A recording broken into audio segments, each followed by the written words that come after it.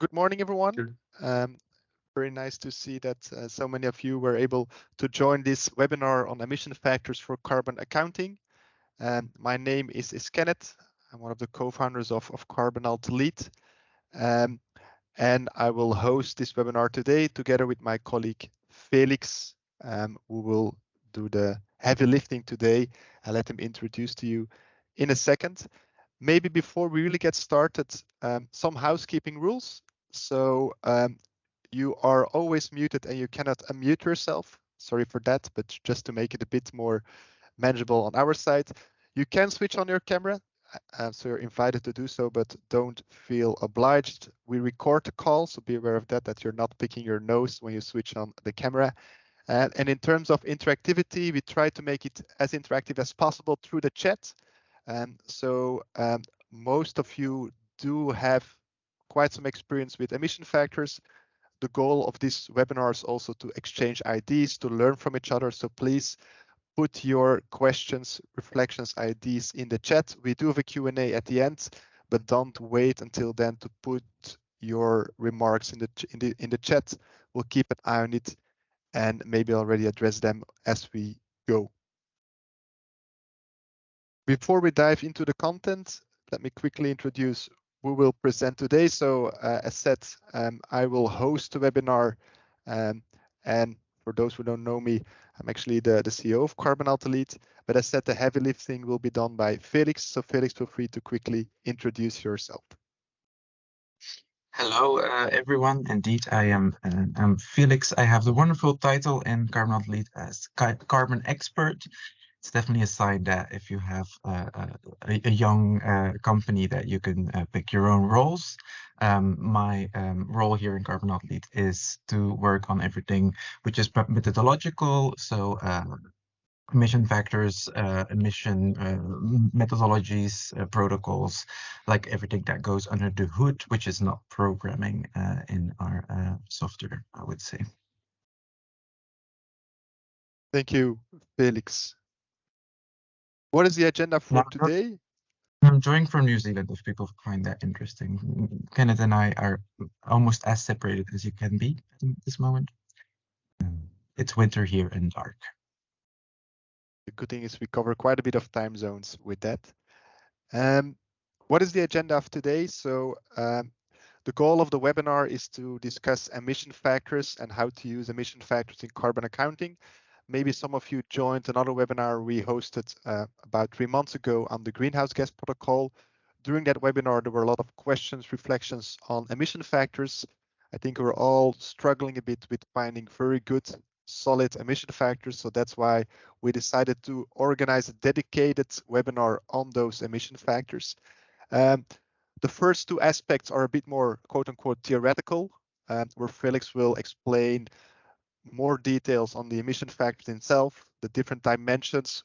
Second point, where to find good emission factors. So this is about emission factor databases. And then I'll take over to quickly show you how we as Carbon+Alt+Delete do this within how we go about emission factors, how we've implemented within our software platform. And then I said we'll leave the final 15 minutes for Q&A. If we don't have the time to answer all your questions, we'll do the same as last time. We'll send out a Q&A in writing after the webinar. So don't hesitate to put as many questions as possible in the chat. Maybe to start. I also want to invite people, just like last time, if you see a question that you actually know the answer to yourself, feel free to answer questions in the chat as well. That is Absolutely. A nice behavior we see sometimes. It makes our life a bit easier, which is always good as well. We would like to start with a quick question to you, just for us to understand a bit who's in the call. So feel free to go to menti.com and put in the code that you see here on the slide or use the QR code. Basically, the question is, how familiar are you with emission factors? You will see some predefined options from which you can pick the right one. And I'll see that answers are coming in. So that's good. Let's give people 10 more seconds to answer.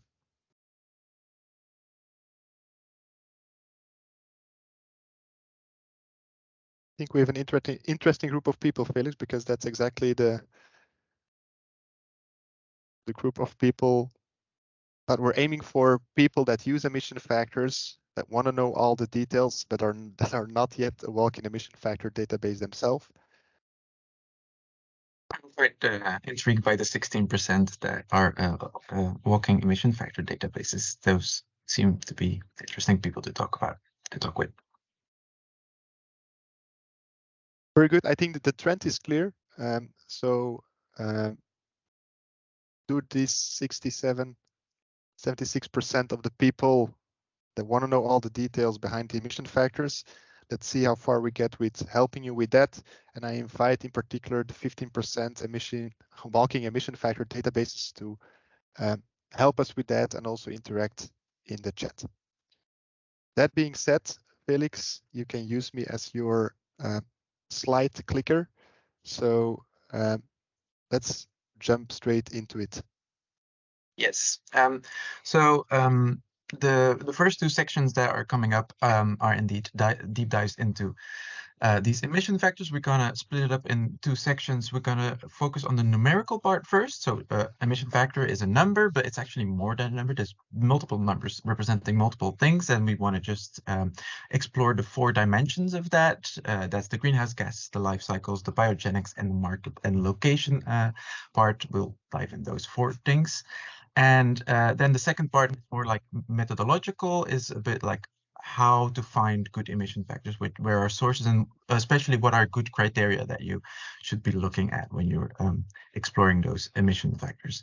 It's going to be a like 25-minute dive, which is deep on some levels and superficial on other levels. So if you are not satisfied with an answer in either direction, feel free to ask, and we can always do more in the Q&A. So yeah, you can go to the next one, Kenneth. So let's start with the first section. So the greenhouse gases. So an emission factor is typically expressed in an amount of CO2e equivalent per a certain product. But below that, there's actually a bunch of greenhouse gases that are making up that number. And what do you need to do with them? Well, the Greenhouse Gas Protocol says you have to report on 7 specific greenhouse gases. They're all listed there. So it's carbon dioxide, methane, nitrous oxide, sulfur hexafluoride, and nitrogen trifluoride. I did look at my slides here. And then there's 2 categories, HFCs, hydrofluorocarbons, and PFCs, perfluorocarbons. Those are actually groups of gases. They consist out of quite a bunch. But it is expected that you report all of those in your Scope 1 emissions, and you actually don't report others, like other greenhouse gases. There are still other around that you should exclude those from your reporting emissions if you want to be following the Greenhouse Gas Protocol. Anyway, you combine all of these according to greenhouse gas warming potential. I'm assuming here that you know what this is all about. What the Greenhouse Gas Protocol says is that you actually, in all cases, should be following the most recent greenhouse warming potential, which means the latest IPCC report. There's a new one, AR6, just came out. So in theory, you should update all your calculations to match that. Although there's some flexibility here to stay with an older report for a while for consistency and inventory reasons. You will see throughout the presentation that we've made these little markers, these RQs, RCs, and OPs. They reflect the words required or shall or optional and should or recommended. If you're familiar with the Greenhouse Gas Protocol, you know what this is about. It's basically to have something to refer to if we get into more detailed questions. We at Carbon+Delete, we've tried to focus on implementing everything the way it is required for sure, and recommended as well. And we like to give people options for the optionality parts. So coming back to the 4 points, so you have the greenhouse gases that you need to report on. Then there's other stuff that you might be interested in and might have data on, but you need to report those out of scope. Biogenics is one of them. We'll dive deeper into that, but there's also some other greenhouse gases that fit the Montreal Protocol, for example, that you shouldn't report within your scopes. And then there's the case of radiative forcing, which is actually kind of interesting if you think about it in like methodologically. It's not one of those greenhouse gases, but it is allowed to take that into account for your within your scope emissions. So that's the additional effect of radiative forcing and mostly air travel emissions. It kind of gets a free pass because in some way it doesn't really fit the framework, but you are allowed to take that into account in your scope 1 emission. We'll always go for examples straight away. So, examples make things a bit more, I guess, clear and more concrete. So we have here emission factor of a simple epoxy adhesive, lovely specific thing. This one is a ADEME base carbon emission factor. So this one has a total CO2e of 3.137, but that total ton CO2e is composed out of multiple things. And you will see here that there's a CO2 aspect to it, a CH4 component, an N2O component. And there's even a component here quite late that that is CO2e that is actually undefined. That is it's not clear exactly. This emission factor is not specific enough to indicate where the final split is of this epoxy adhesive. And for the people noticing, I just noticed that there's a typo. The HFC should be 0. I think this is a copying error. And then the other example that we have is an refrigerant blend, so the R431A blend, and there's many of those examples. Those are typical greenhouse gas blends, and they often contain HFCs or PFCs, and in this very case, they contain HFCs, 36.8 CO2 E equivalent. But the interesting part of, and in this example, is that there are other greenhouse gases in this mix, but they're not part of the 7 that we just discussed. So they are out of scope. These are Montreal gases. They have another additional 2.0, but you're not counting those. If you take a look at the total CO2e emissions that you're using in scope here, it only amounts to 36, not 38, because that part is out of scope. That's an example of that. I'm assuming that the people in this call like to talk about numbers, because that's definitely what we're going to do. Yes, the next slide, we're kind of rushing through it, I feel, but like I said, you can always ask more questions if you want to.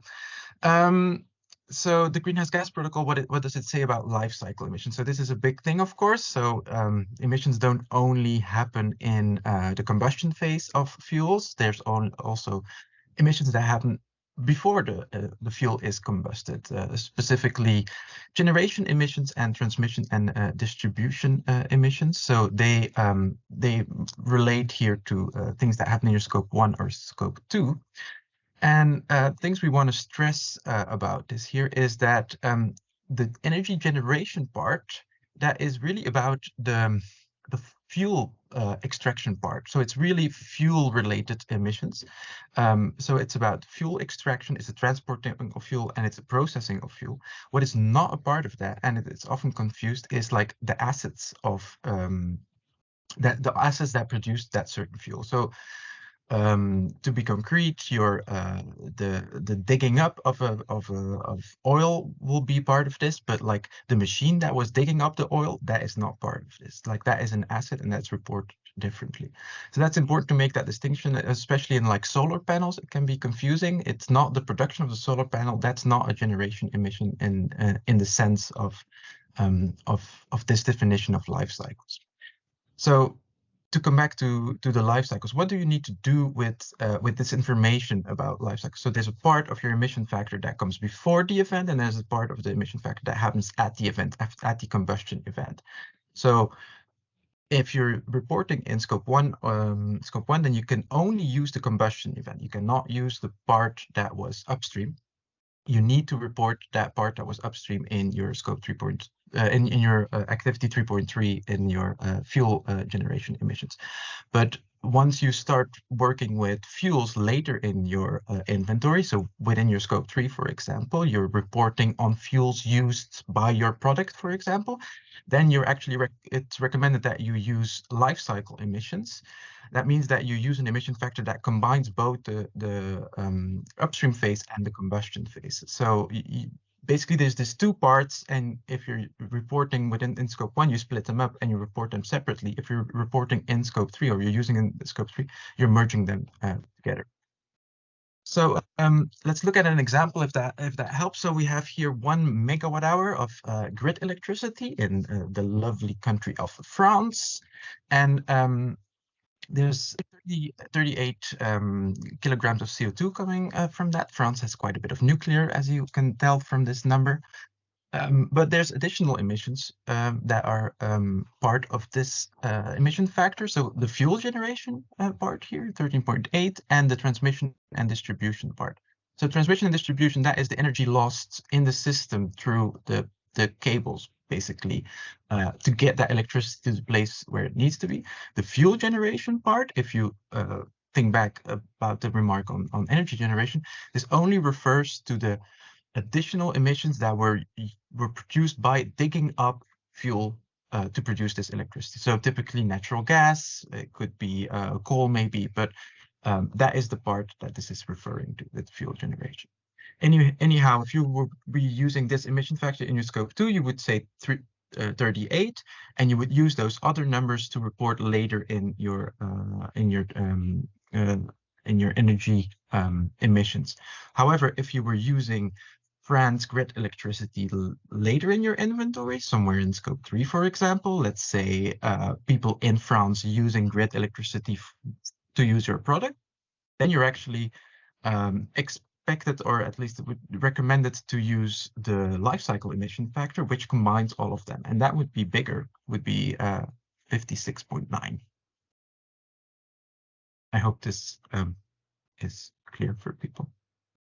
We can go to the next slide, I guess. Or did I forget something, Kenneth? No, nothing to add. Great. I'm looking at time. Okay, I'm doing not too bad. Biogenic emissions. Yeah, we'll have a deeper dive into those. So they are actually a special example of the out of scope emissions. So what is this about? If you're using an emission factor, you're using a product that has biogenic emissions, which means it produces CO2, but the CO2 is from biogenic origin, so it comes from biomass or other products that are part of the natural biogenic cycle. So it's often wood or paper or something like that. Then you need to keep track of that biogenic emission. You should not report it in your scope 1 because it is considered 0 within your scope 1 for that special reason. But you still need to keep track of it, and you should actually be using an emission factor that keeps track of it, because you are expected to still report that, but then out of scope. So that means that you know that it has happened and you have some number to represent that. And at the end of your inventory, you still mention this to inform your users, basically, or to inform your the people reading your reports about this biogenic effect that took place. One remark here is that other biogenic effects, like biogenic methane or nitrous oxide, they are reported in scope, so they don't get this special treatment, and it's really about only this biogenic CO2 emissions. There's a whole bunch additional things to talk about here. There's a whole guide being written or currently under review that discuss everything with regards to sinks and permanent storage and everything. But we'll just mention that here. Let's go to the example straight away, because I think they explain it quite a bit. We'll have a look at this 1 liter of average diesel blend. This one is from the UK Gov factors, and it's actually a good example to recap what we've seen so far. So this diesel blend has 3.033 in its scope 1 emissions, and that consists out of a few different things. So there's clearly CO2 from the combustion of that diesel, but there's some other gases showing up as well. But more important for this example, there's fuel generation related to the last slide, and there's biogenic CO2. You might be asking where's the biogenics coming from? Well, in an average diesel blend, if you would be using it nowadays, there would be a few percentages of biodiesel mixed in with it, and that is this part. So basically, this biogenic it's a CO2 that you would be still measuring out of the tailpipe of your car. So the CO2 emissions would be higher than the 3.03, but that part is not counted because it's biogenic, and we have a whole system for that to discount it for that. So you get a sort of discount on your fuel because this biofuel is mixed in, but you still need to keep track how that actually originates, and that's why you need to keep track of that biogenic part, and you need to report it out of scope afterwards. It becomes way more clear with the second example, because here we're talking about 1 ton of biopropane. So 1 ton, that's quite a bit, and still the total emissions of this 1 ton is only 4 kilograms, and that's suspiciously low. This 4 kilograms, how it comes here, it's a bit out of the scope of this discussion, but what is more like noticeable here is that there's quite a bit of fuel generation to transport this 1 ton of biopropane around and to produce it. So there's 400 kilograms of that, but there's also almost 3,000 kilograms of biogenic CO2. If you compare that with the diesel blend, it's actually quite logical that it's about the same amount of CO2 that actually came that was released into the atmosphere during those two processes. But in one case, we count most of them as real, and in the other case, we count most of them as biogenic and like out of scope. And you need to keep track of that because it needs to be clear to the people who are looking at your inventory that this effect has happened.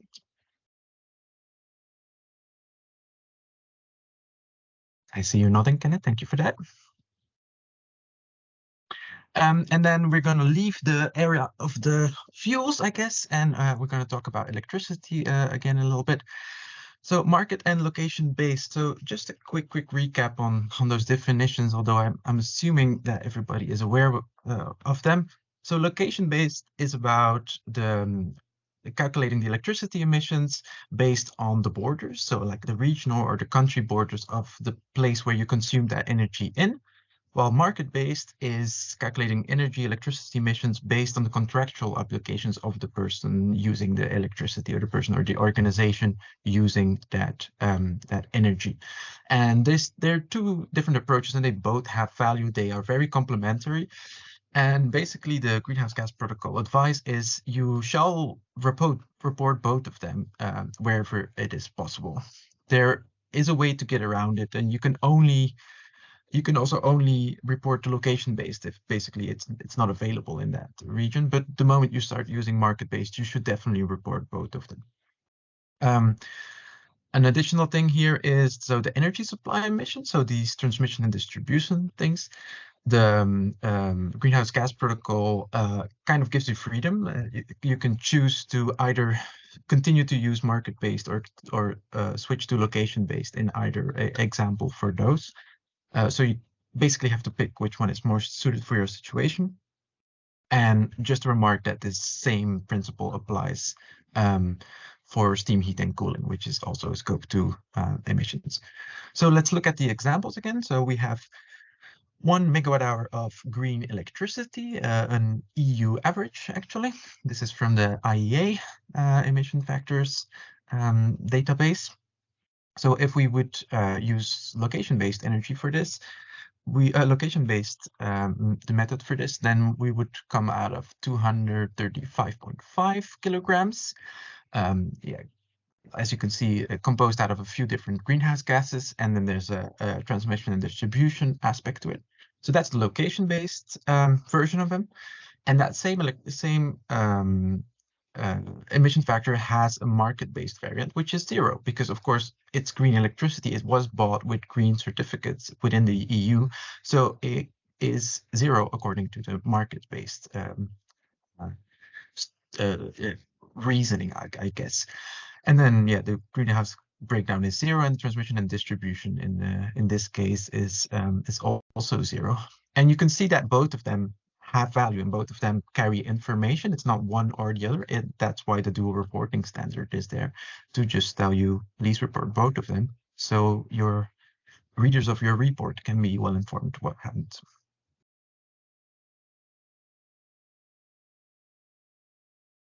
Yeah, next slide, Ken.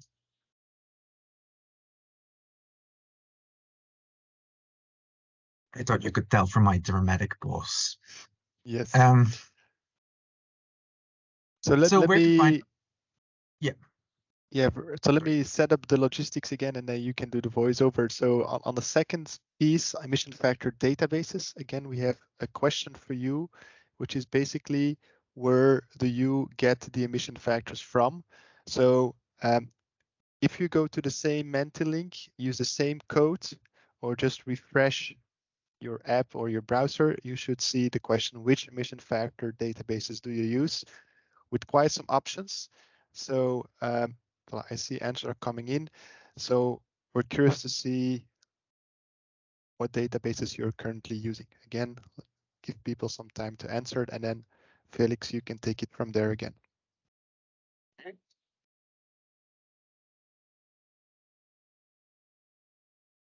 very entertaining to see this move around. Do people have a multi-select option here, Kenneth? Yes, they can select everything if they want. I see quite a spread, to be honest, currently. Indeed,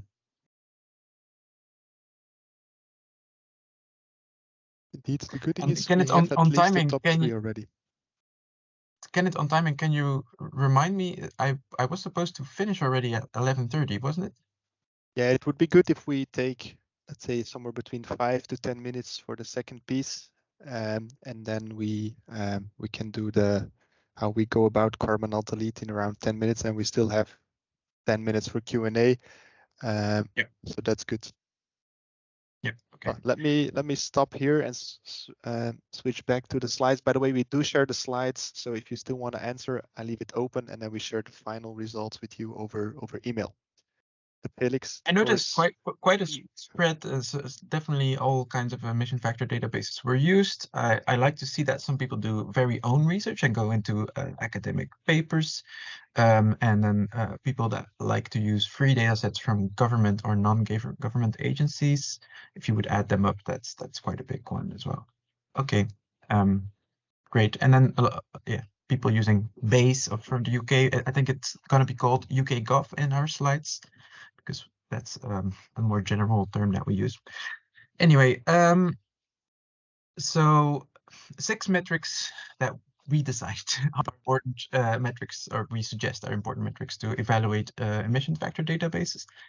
So first of all is completeness towards the greenhouse gas protocol activities. Like how many activities can you cover with this one database? It's just more useful and also easier to be consistent if you don't use too many databases at once. So one that covers a lot of activities, that's a big advantage. The second one is the completeness of the emission factors, which relates to the 4 dimensions that we just discussed. Like, is it mentioning all the biogenic parts? Does it have location market-based? What about life cycles, greenhouse gas splits? Is that information available and in what amount? Internal consistency is a bit of a broad one, but is that database itself like always using the same principles, logic, calculation methodologies, definitions, also sources? A lot of database sources mingle up a lot of knowledge from different academic papers. Like, is that consistent within itself? Geographical completeness speaks for itself. It's like, can the information that you read from this database, can it be used elsewhere, not only the regional boundaries of the publisher, or is it quite limited there? And then recency is, how often does it update? Depends a bit on the type of thing. A product is less sensitive to it, but like fuels and electricity is very sensitive to updates. So are they basically updating annually, or is it slower than that? And then ease of access is, of course, a big one. Like, how does it come? Does it come in spreadsheets, PDFs, nice readout, nice formats to read out? And is it free, or is it licensed? And is it licensed heavily or not? those are 6 metrics that we think are important. And we have also done quite a bit of a rating of the emission factor databases that we are most familiar with on the next slide.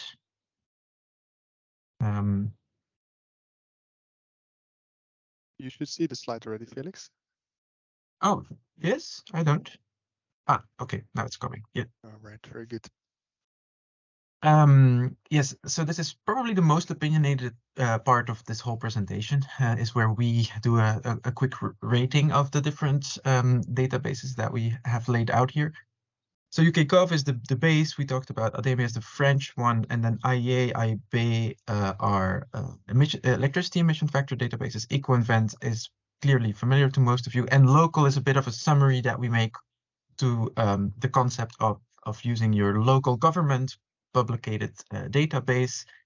There's tons of them, but we feel like they often share the same characteristics, and not always for the better. Let's just go horizontally, metric by metric quickly. So completeness of the greenhouse gas protocol.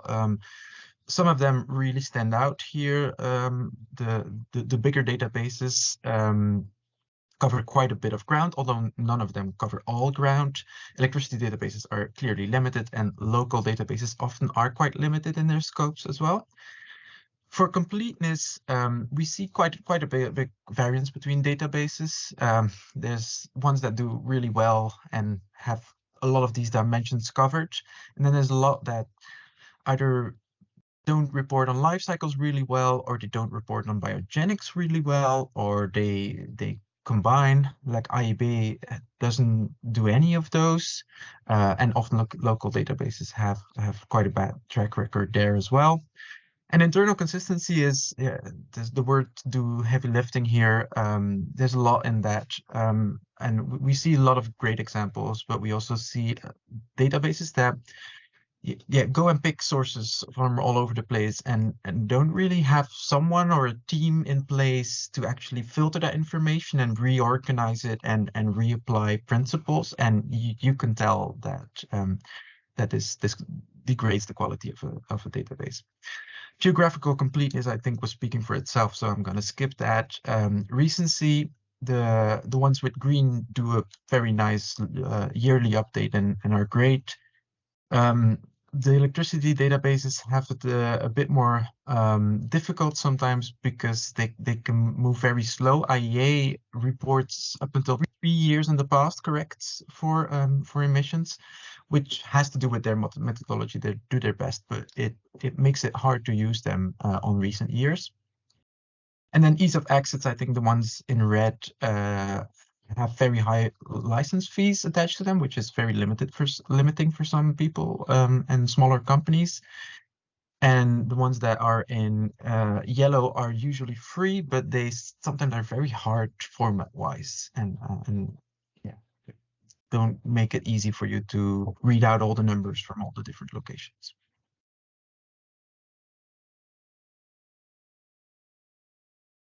Shall I add something, Kenneth, or is this? No, that's I think very clear and linking to what will come, right? So as said by Felix, this is definitely open for discussion. It's opinionated. If we take it a step back and we put on our hat of software developer, what we basically want to do is make as many emission factor databases available to our users, who are typically sustainability consultant expert users, so that you as an expert user can decide which emission factor to use for which activity, for which type of client, right? We will now put on our hat of software developer and take this view for what it's worth. Just Felix, I saw more and more questions coming in in the chat, so feel free to answer already some of them. In the meantime, let me explain how we as Carbon+Alt+Delete go about those emission factors. So for those who don't know Carbon+Alt+Delete yet in detail, we have developed a carbon accounting platform supporting the full calculation of a corporate carbon footprinting from data collection up to auditing.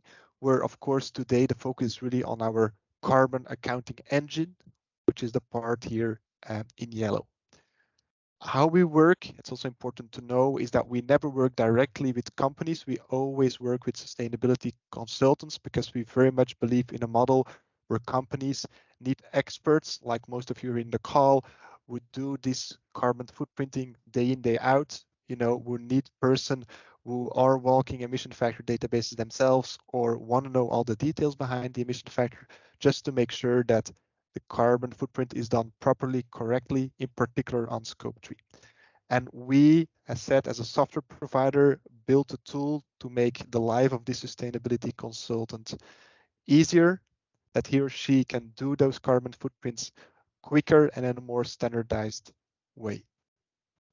So what does that mean when it comes to emission factors? We basically have implemented emission factor databases on 3 levels. Let me quickly walk you through them, and then I'll show you in the software what it means. So the first level is what we call integrated factors. Most easy way to remember it is as the default set of factors. So if you have a greenhouse gas inventory of 100 different data points, let's say 90% of them are covered by those integrated emission factors, where, important to say, we as a software provider are responsible for the correctness. We keep them up to date. We make sure you're always working with the latest emission factors from the UK government, from BICE, from ADEM, from IEA. So if you say, look, I want to use BICE as the default emission factors, and you say my company has been burning natural gas, we automatically calculate the scope 1 emissions and the corresponding energy supply piece of that. The second layer of emission factors is what we call connected factors. The way that I like to say it, it's really for cherry picking. Typically, the standard or the default factors lack a bit of detail, in particular on scope 3 goods and services. So there you might need more detailed databases where you can go and look and cherry pick for the exact case of your client, of a company, for the exact material or service they're sourcing, the right emission factors. So again, we are responsible for the correctness. We make sure that those databases are up to date. But here we're typically talking about databases like EcoInvent, Axiobase for spend-based, Agribalise for more food and agricultural emission factors. And I see there's still a typo in Agribalise. My apologies for that. The third level, it's the solution to all your problems. Basically, it's what we call the custom emission factors. There it's up to you as a user to define your own emission factors that ideally comes directly from a supplier or that you found in literature or from whatever source. So let's say this is really for the final 1, 2, maybe up to 1% of the data points where you really have very specific emission factors that you cannot find in the integrated emission factors and that you cannot find in the connected emission factors. So let me show in the software how it looks in practice. So this first level of flexibility, this what we call connected emission factors or the default emission factors. Let me show you how it looks. So I'm now logging into our platform. All the data that you see is dummy data, but you see here the carbon footprint of a fake company called Acme. If you go to the boundaries, where you can set the temporal boundaries, the operational and the organizational boundaries, you also have the freedom to set emission factors. So here you can set for each of the what we call activity trait type, for instance, fuel, you can select the default set of emission factors. In this example, for fuels, which are being used in the activity stationary combustion, mobile combustion use of products, I always use the UK government reporting factors, so the ones from what used to be DEFRA, what's now called BICE, right? It's confusing. You see the emission factors, and we have there the 2021, 2020, 21s, 2020 emission factors. Last week, the 2023 were released, so we'll also add them rather quickly. So as said, we are responsible for keeping those emission factors up to date. Important is that if you switch, for instance, to ADEM, we recalculate for all the reporting years, for all the activities where you use fuels, the emission factors. So what you cannot do is used, let's say for 2020, the DEFRA emission factors, and then for 2021, the ADEM emission factors, or for subdivision A, the UK government ones, and for subdivision B, the other ones. So what we have here is basically ADEM and the UK government, and for electricity, we also have the ones from IEA and the Association of Issuing Bodies. Those are the 5 default sets that we currently have, and we're adding the ones from Umweltbundesamt, so the German equivalent as well over the coming months. And then if you go to the inventory, again, let me show you the simple example where you have been, let's say, burning natural gas in the office building. You see, it looks like the print screens that Felix has been showing. You see that in this example, 100,000 kilowatt hour has been burned using this emission factor. This emission factor is coming from this source, so the DEFRA for 2021. You can look up the supplementary emissions, so that's the life cycle emissions and the biogenic piece. So those are the default set of emission factors where we basically take care.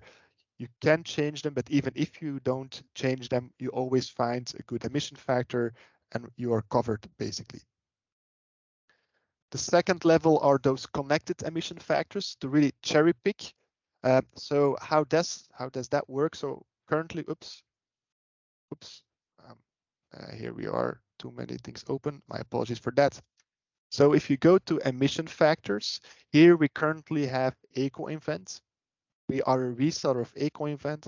So if you want to use EcoInvent, and let's say you have a client that sources stainless steel, get it in this example, 12 emission factor for stainless steel. It's only the carbon emission factor that we resell. What I always like to do is kind of sort them to see a bit order of magnitude. Let's say this one is the right one to use. So you can review all the details that are part of the EcoInvent description. Let's say, good, this is the emission factor I want to use. You're going to create a data point, and then you can create a data point. You need to allocate it to a certain activity. Typically, it's goods and services, and then still enter the activity data. So let's say, I don't know, you've procured 1,000 units. In this case, we automatically also add the emission factor data sheet provided by EcoInvent, just to make it 100% sure that's always clear where the emission factor is coming from and what the underlying details are.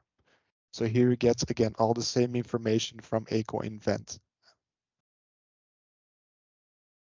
So that's the second level of, let me put it back on the full screen, of emission factor flexibility, those connected emission factors.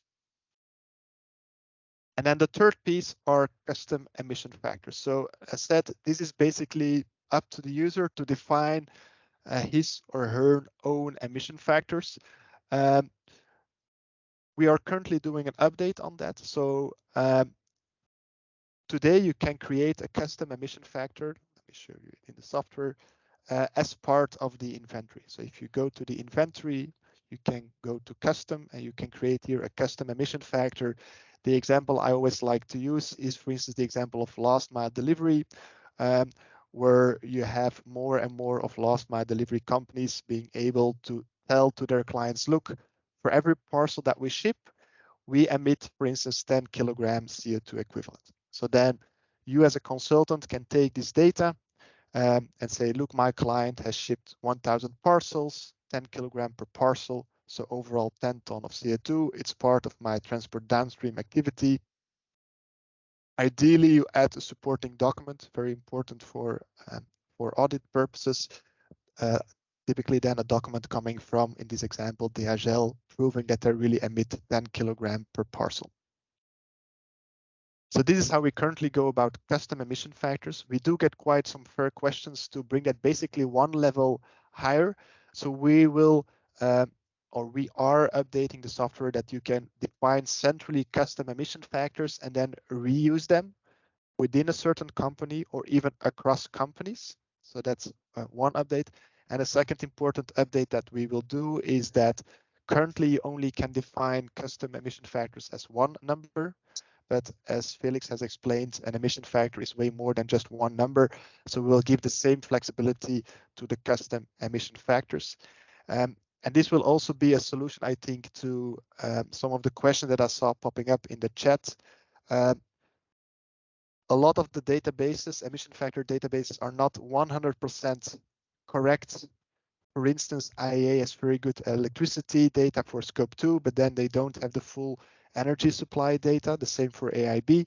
So what you will be able to do is basically start from IEA and then fill in the gaps, then technically it becomes a custom emission factor.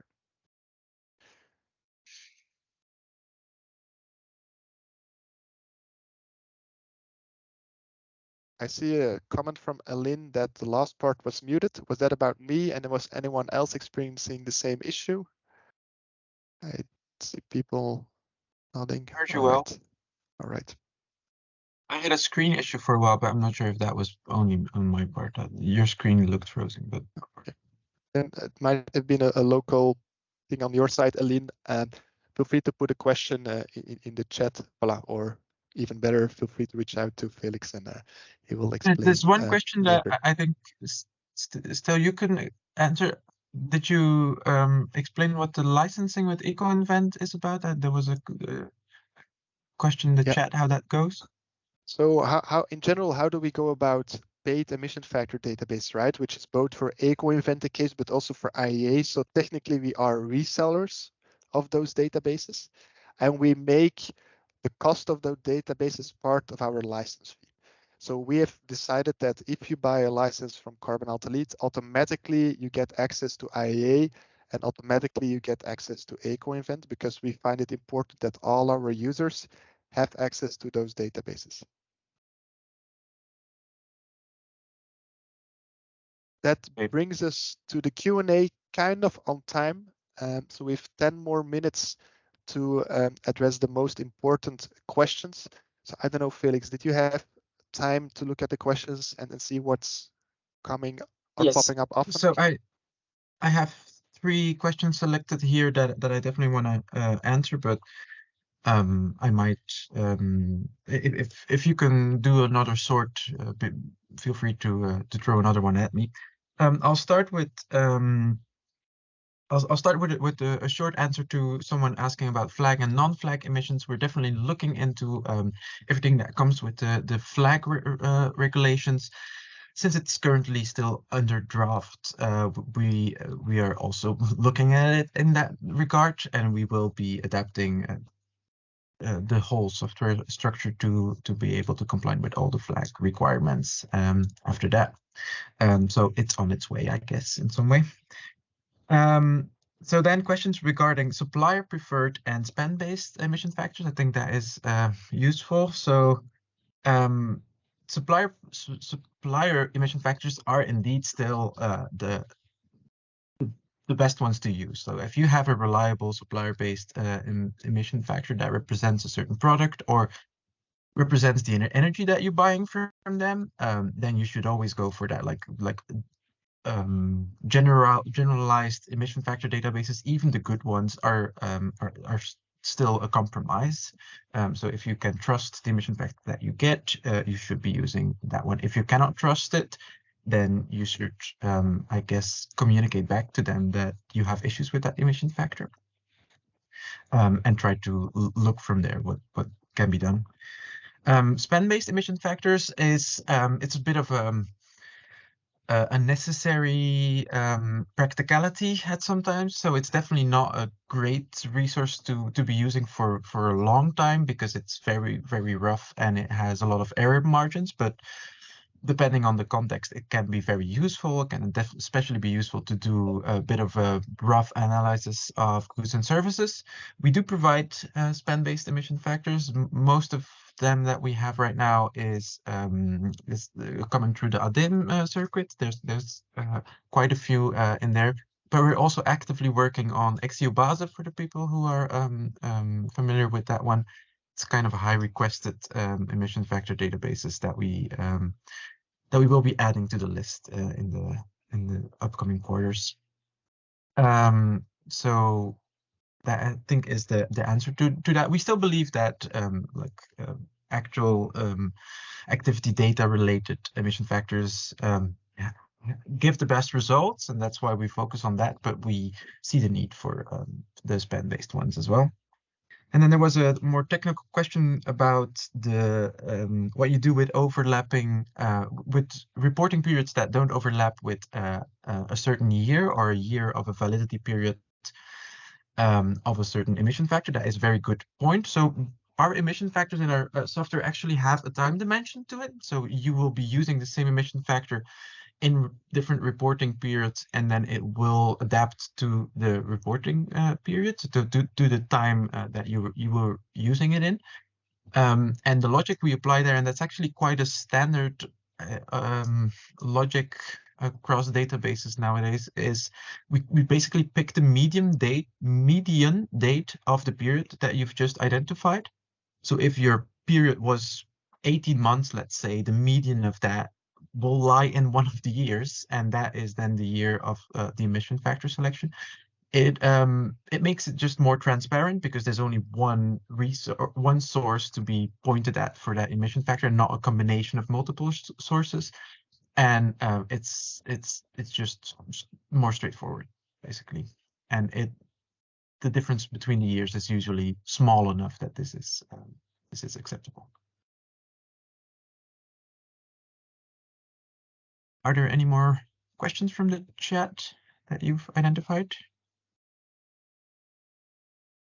There are several others. I think what we will definitely do is go through them again and make sure that we answered the ones that we haven't answered so far. I think there was one other question that came back quite some times, Felix, on, for instance, using DEFRA in Germany or Belgium, or for instance, using DEFRA for most of the activities, but then electricity for IAA. So basically the question was, what is our opinion on mixing those different emission factor databases? I think the software answer is we don't have an opinion. We just give you the flexibility to play around with it. But I think, Felix, if you put on your carbon expert hat, you probably have an opinion on to what extent it's good or not good to combine different emission factor databases. So I don't know whether you want to comment on that. I would actually say that the software also gives another answer to that. I think it's a necessity, and it's quite logical to use different emission factors databases that cover different activity categories and different grounds, especially the ones that are specialized in certain ways, like emission factors for electricity. If that is like where that emission factor database is specialized in, it definitely makes sense to prefer that over one that doesn't, or that is more general. We just believe that you should try to stick to one database as much as possible within a certain framework. So we really want to avoid cherry picking, that you just go and look to the emission factor that is basically the lowest or the one that you like the most to make your story. That is not a good behavior. So you should basically find an emission factor within an activity category that covers most of your use case, both geographically and I think thematically. And you should then try to stick to that one. And maybe occasionally, if you really look for more detail, you can look somewhere else. But then at least you can quite be honest and transparent on the methodology and the emission factors that you were going for. And that is, I think, also what our software reflects, because we allow this this emission factor selection on this higher hierarchical level. Of like fuels in general, or electricity in general, or goods in general, and use it that way. And an important aspect of that as well, which is also like ingrained in the way we develop our software, is if you're using fuels in different activity categories, it should always be the same thing. Like if you are using diesel in your stationary combustion, but you're also using diesel somewhere later to reflect like a combustion happening by a third party in the same country, there's no reason to suddenly switch databases there. And if you do, it kind of feels like you're trying to achieve something else. So you should, if it's about the same object, you should stick to the same database. So basically stick to the databases where you can and look for better ones where you must. Thank you, Felix. In the interest of time, I propose we wrap it up here to be respectful of your agenda as well. As said in the beginning, the webinar has been recorded. So over the coming week, we will share the recordings. We will also share the slides. If you have other questions, if you want to follow up with us, feel free to reach out directly to me or Felix. Our contact details are on here. You can also have a look, by the way, this might be interesting, on our support pages. Let me put that link in the chat, which describes quite a bit on how the software works, but there's also a section in particular on how we deal with emission factors and other aspects in the greenhouse gas protocol. And I think if you really want to discuss further, feel free to book a call with us. I think Javier, you already shared our agenda planner. So with that, thanks a lot for your interest. Thanks a lot for joining the call and making it into an interactive discussion through the chat. Enjoy the rest of your day, and looking forward to stay in touch and maybe see you on another webinar. Thanks a lot. Bye-bye.